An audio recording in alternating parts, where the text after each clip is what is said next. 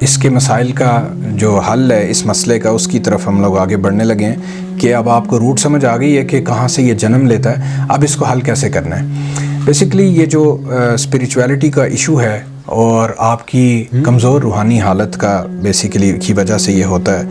اور آپ کو بتاؤں یہ جو کمزور روحانی حالت ہے یہ آپ کو آپ کے اندر حب دنیا پیدا کر دیتی ہے، دنیا کی محبت، ہوس، لالچ یہ آپ کے اندر پیدا ہوتا ہے، اور یہی اس حسد کو کی فارم میں، اس کی صورت میں ایگزیبٹ ہوتا ہے۔ سو آپ سے عرض کروں کہ اس کا حل یہ ہے کہ آپ کے دل سے جو دنیا کی محبت ہے نا، ایک چیز ہوتی ہے کہ دنیا میں رہتے ہوئے دنیا داری پوری کرنا اور اپنے معاملات چلاتے رہنا، that is a different thing, اور وہ ہر آدمی میں نے دیکھا ہے اس کی زندگی میں یہ پورے ہو رہے ہوتے ہیں۔ مسئلہ تب پیدا ہوتا ہے جب آپ کے دل میں ہوس دنیا کی پیدا ہوتی ہے، ہرس پیدا ہوتی ہے، اور کوئی چیز آپ کا پیٹ نہیں بھرتی، اور جتنا مرضی مال مل جائے وہ کم محسوس ہوتا ہے، اور کا جی چاہتا ہے۔ یہ بیسیکلی حب دنیا کہلاتی ہے، یہ پرابلم آپ کو ذلیل کر رہی ہوتی ہے۔ اور آپ کو بتاؤں یہ جبلت ہے بیسک، اور یہ دل میں ہوتی ہے،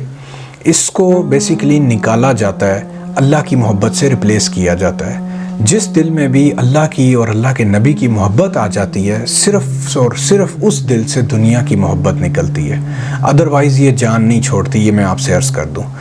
سو کرنا یہ ہے کہ اپنے دل کو کوشش کرنی ہے کہ اس کو تزکیہ اپنی روح کو نصیب کرنا ہے، اور وہ اللہ کی محبت، اللہ کے نبی کی محبت سے نصیب ہوتا ہے، یہ میں آپ کو بتاؤں۔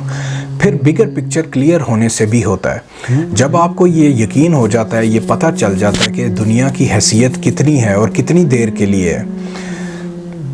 اور اس کے مقابلے میں جو دائمی زندگی ہے جو آگے آنے والی ہے قیامت کے بعد، جو ہمیشہ رہے گی، اس کی کیا وقت ہے۔ جب آپ کو دنیا کی زندگی کی حقیقت اور آخرت کی جو ہمیشہ کی زندگی ہے اس کی حقیقت کا اندازہ ہو جاتا ہے، آپ کو سمجھ آ جاتی ہے،